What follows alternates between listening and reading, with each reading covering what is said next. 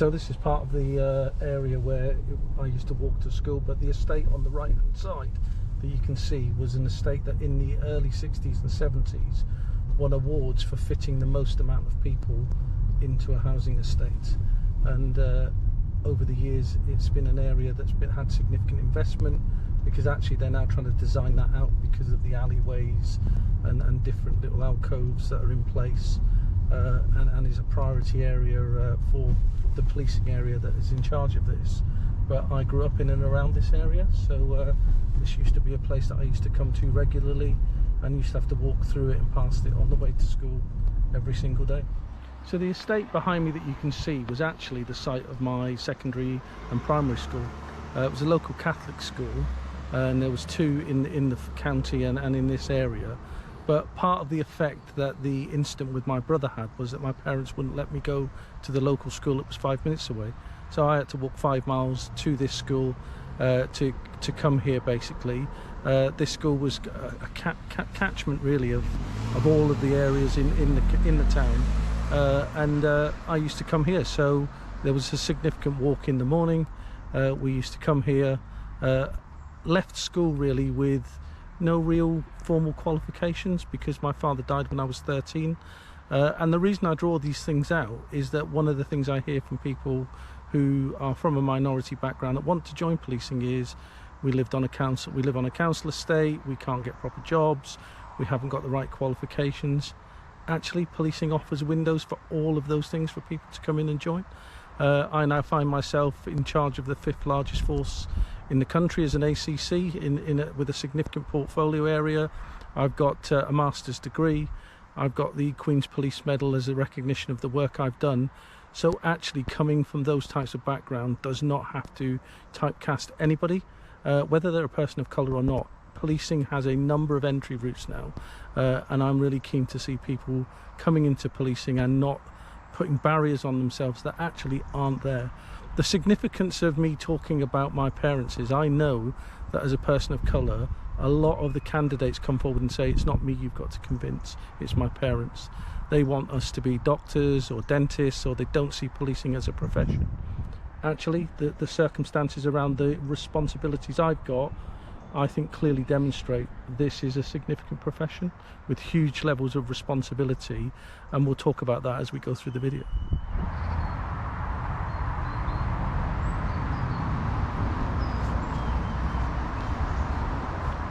Hi, and I'm here today with Bernard at the cemetery in Corby in Northamptonshire, where my parents are buried. And the reason that I agreed to kind of film this part of the kind of input is because part of my history and my legacy is around the reason that I've become a police officer and why I've kind of joined the link to my parents. So I've kind of exposed myself personally a little bit in relation to this, so that people can understand and perhaps encourage them to find their reason why they want to do this with policing.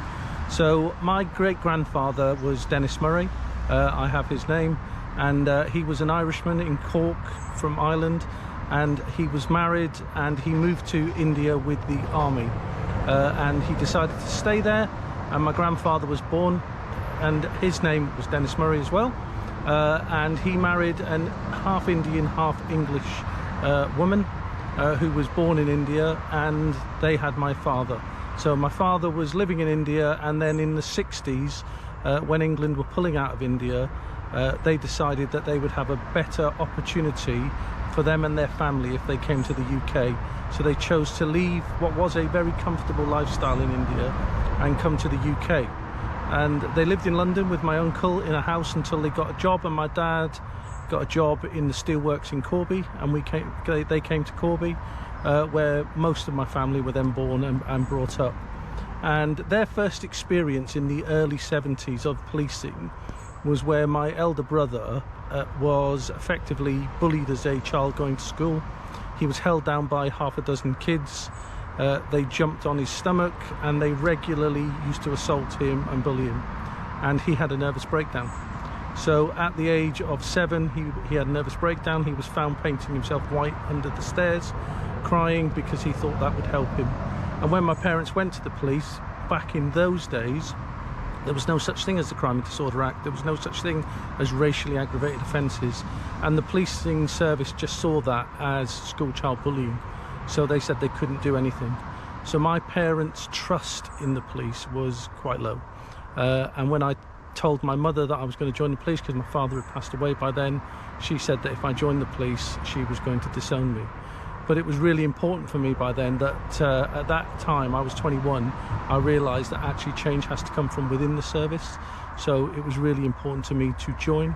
And I applied to join the specials, and after a year joined the regular force at Northamptonshire Police, where I spent 28 years before moving on and eventually coming to Thames Valley as an ACC. And as we drive through this part, you can see on the right hand side where this fence and hoardings are. That's the actual field where my brother used to get held down and jumped upon. Really significant sort of injuries and things, but quite a poor area, and you know, was a challenging place to live.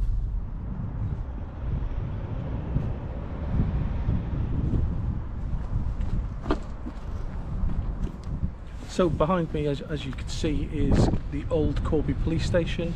This was where I started my duty as a special, and then I was stationed here as a regular officer, which was good for me because it meant that I kept all of the local knowledge, and that proved good and difficult in equal measures. For example, because people knew me, I had my car window smashed when I was outside a friend's house, and because people knew who I was. But actually, on one of my first days out on patrol, it was my actual first duty with my Chief Constable. We walked out of the police station and I saw someone that we knew, and they said, "Oh, hello, how are you?" And my tutor said hello back, and I said, "I know her, she's wanted." So within 30 seconds of leaving the police station on my first day, we'd made an arrest. So I've got really fond memories of here. Just over to the left hand side, you can see the custody doors there. This building became very outdated. It was a 60s building. We built a purpose-built site now between Corby and Kettering, and the local officers here are based within the council offices, so there is a community base here as well.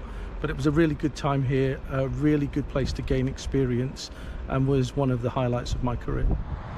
Dennis, thank you for the time that you've spent with us Policing TV here in Corby. We've come to an active police station here in Corby. Tell us something about that, and then we'll pick up on what happens next. So what is this location? So why have you brought us here? One of the Northern Area accommodation hubs. It was purposely built to house a number of key departments. That means that they can have a better response to various different towns, so Kettering and Corby from here.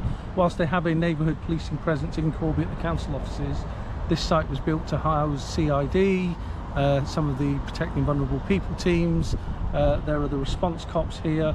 So I was in charge of getting this site to finishing point, and then I came here as the area commander, in charge of it as a superintendent, and finished my time here in that post before I went off to the British Transport Police as Chief Superintendent on secondment, then went on to the Strategic Command course, and then ended up at TVP.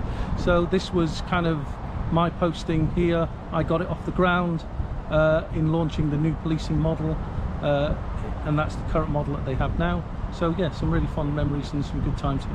So you've very kindly agreed for Policing TV, me and Policing TV, to pick up with you regularly over the coming months and potentially years, not just in your time serving as the Assistant Chief Constable, as an Assistant Chief Constable at Thames Valley, but also on a number of your portfolio, National Police Chiefs Council portfolio responsibilities and beyond. We've spent the day here in Corby. We've looked at your formative years here, and elements that very much have shaped your family's, your loved ones' view of policing. Also at your early police career here.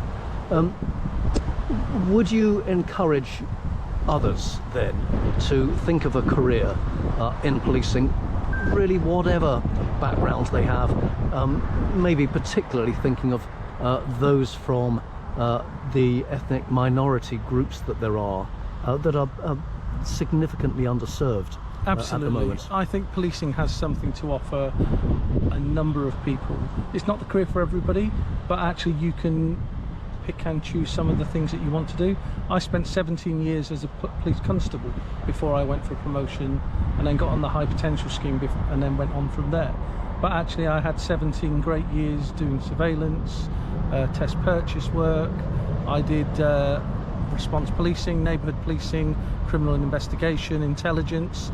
And then once I'd kind of done all of that, thought, okay, now I'm ready to go on to look at senior leadership. Actually, there are lateral career paths. You know, you can go higher if you want to, but I'm in my 33rd year now, as we've discussed. I could have went at 30 years, but for me, as a person of colour, to get to ACC and be able to have influence and help people and be a positive role model seemed counterintuitive to leave at 30 years, when actually I'm enjoying what I'm doing, and I've got a chance to work in Thames Valley, which is a huge force.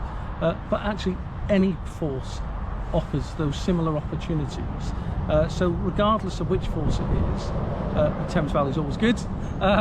You know, we've got lots to offer people. Actually, policing offers people a career. It offers them that, what people say is, well, it's not a profession. It absolutely is a profession, and policing has professionalised greatly. I would absolutely encourage people to join. If you watch the videos as we go along, you will begin to see the huge levels of responsibility that are placed upon you, but the chance that you have to influence and do that well if you can. Dennis Murray, QPM, Assistant Chief Constable Dennis Murray, QPM, thank you so much for your time here today in Corby, and I am very much looking forward to our recording more policing TV film over the coming months. Me too. Thanks, Bernard.